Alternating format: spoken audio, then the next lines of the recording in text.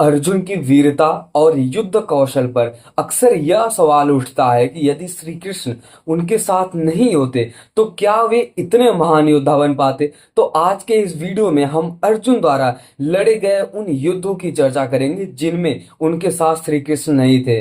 परंतु आपको वीडियो में अंत तक जरूर बना रहना पड़ेगा और वीडियो को लाइक और चैनल को सब्सक्राइब जरूर कर देना।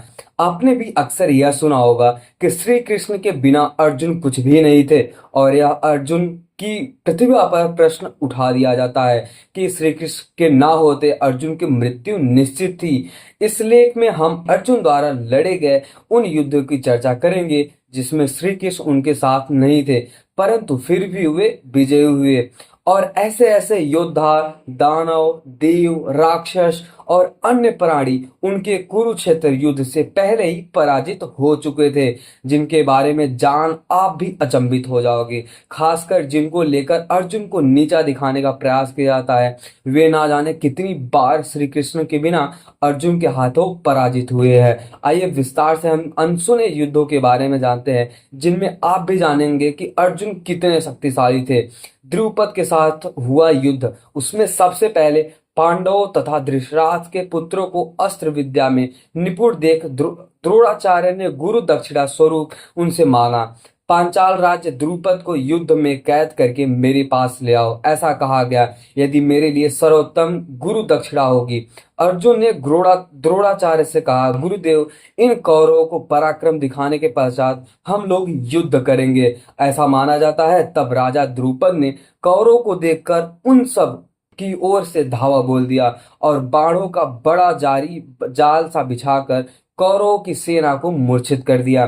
द्रौपद ने कर्ण और दुर्योधन के संपूर्ण अंगों की संधिया के पृथक पृथक कई बाण मारे, जिससे कर्ण के संपूर्ण अंग छत विछत हो गए। ऐसा भी कहा जाता है कि वह भयभीत हो रथ के ऊपर कूद भाग चला तथा कौरव सैनिक चीखते चिल्लाते हुए पांडवों की ओर भाग गए। ऐसा कहा जाता है तदंतर अर्जुन, भीम और नकुल और सहदेव को साथ लेकर द्रुपद की सेना से भिड़ गए। उनमें बड़ा ही भयंकर युद्ध हुआ।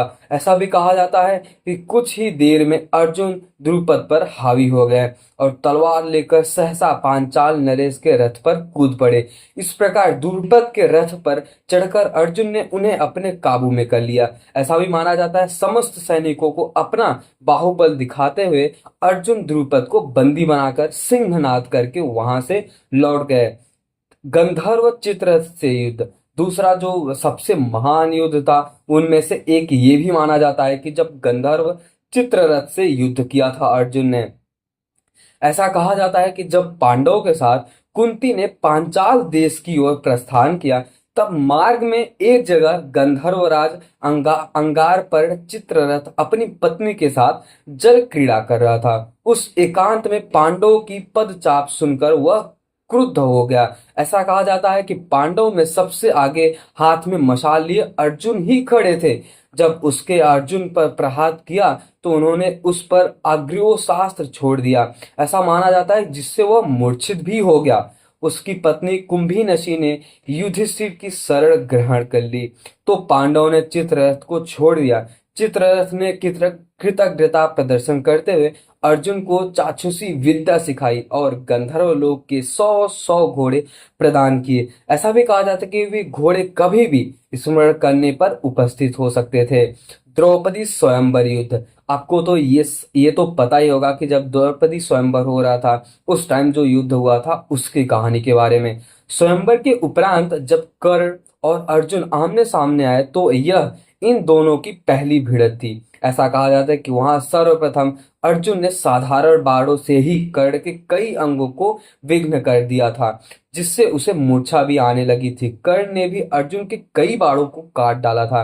दोनों में से सबसे बड़ा और कौन छोटा यह बताना बहुत ही ज्यादा असंभव हो जाएगा, क्योंकि कुछ लोग ऐसा बोलते हैं कि अर्जुन महान है और कुछ लोग ऐसा बोलते हैं कि कर्ण धनुर्धर है। क्योंकि अगर आप कर्ण और अर्जुन की तुलना करेंगे तो आप हमेशा दुविधा में ही फंसे रहेंगे। अब ऐसा ऐसा माना जाता है कि कर्ण में अंत में कर्ण बोलते हैं कि मैं आपसे बाहुबल में बहुत ज्यादा संतुष्ट हूँ। आप में थकावट का कोई चिंता नहीं देखा और आपने सभी अस्त्रों शस्त्रों को जीत कर मानो अपने काबू में कर लिया है। आपकी ये सफलता देखकर मुझे बहुत ही बड़ी प्रसन्नता हो रही है। आप मूर्तिमान धनुर्वेद हैं या परशुराम, अथवा आप इंद्र हैं, आप स्वयं साक्षात विष्णु है। यह कर कर्ण ब्रह्म तेज को अजय मानते हुए युद्ध से पीछे भी हट गया। अब चौथा जो सबसे इंपॉर्टेंट युद्ध था वो था दिग्विजय के साथ। जब युधिष्ठिर को छोड़कर चारों भाई कर वसूली के लिए दिग्विजय करने का निर्णय किया तो वहां व्यास मुनि बोले, हे अर्जुन, तुम देवताओं द्वारा सुरक्षित उत्तर दिशा में जाओ, क्योंकि देवताओं को जीतकर वहां से बलपूर्वक रत्न ले आने से तुम ही समर्थ हो जाओगे। तदनंतर अर्जुन यात्रा पर निकल गए और अनेक देशों, राजाओं, गुरुओं को पराजित करते हुए वह वसूल किया। दिग्विजय करते हुए वे भगदत्त की नगरी पहुंचे, जो उससे अर्जुन का बड़ा भीषण युद्ध हुआ। ऐसा कहा जाता है कि इसके परांत भगदत्त को पराजय का सामना भी करना पड़ा। वहां से अर्जुन कई पर्वतीय देशों में गए, जिनमें अंतगिरि, बहिर्गिरि और उपगिरि प्रमुख थे।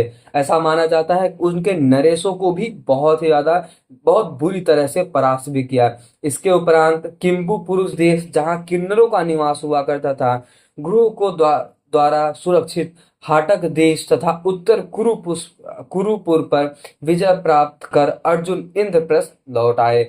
अब ऐसा कहा जाता है कि अर्जुन ने महादेव से भी युद्ध किया था। दोस्तों, तो अभी हम जानते हैं कि अर्जुन ने महादेव से युद्ध आखिर क्यों किया।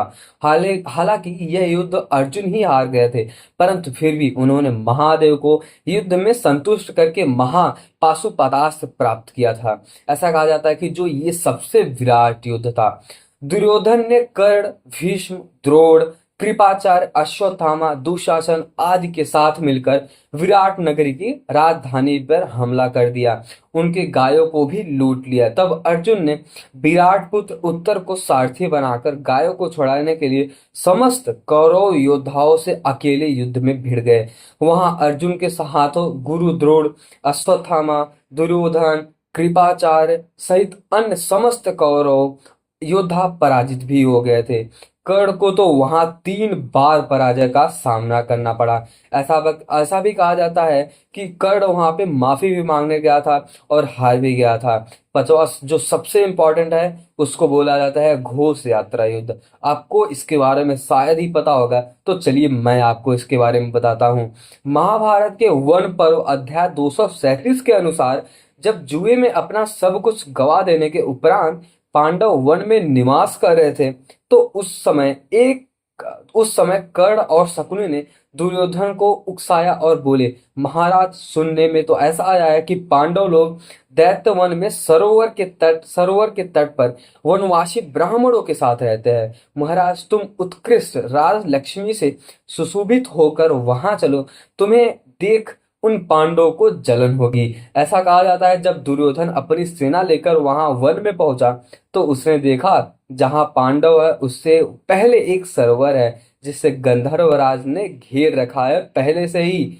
दुर्योधन ने सैनिकों को यह आदेश देकर भेजा कि गंधर्वों को वहां से मार भगाओ, लेकिन गंधर्व चित्रसेन को यह ज्ञात हो गया था कि उनसे बाकी गंधर्वों के साथ वहां पहुंचकर दुर्योधन की सेना पर आक्रमण कर दिया है। वहां चित्रसेन ने कर्ण को युद्ध से भगाकर दुर्योधन को बंदी भी बना लिया था, क्योंकि दुर्योधन तो खुद गया था पांडवों को परेशान करने, और वहां पे वो गया तो खुद ही बंदी बन गया। ऐसा भी कहा जाता है जो सबसे इंपॉर्टेंट है वो निमात कवच और कालकीय के साथ युद्ध।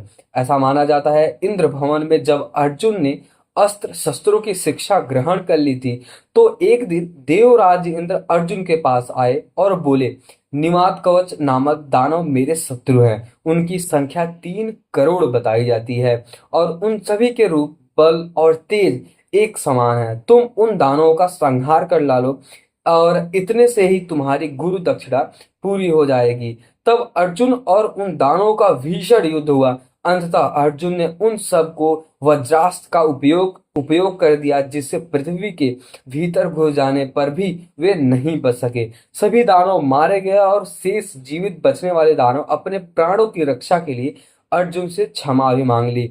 इसी तरह एक अन्य कालकेय नामक असुर के साथ भी अर्जुन का बहुत ही भयंकर युद्ध हुआ था। उन असुरों का बल तो निवात कवचों से भी बहुत ज्यादा अधिक था।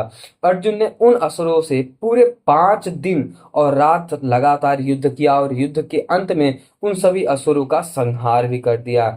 अश्वमेध यज्ञ युद्ध, आपको इसके बारे में तो शायद ही पता होगा।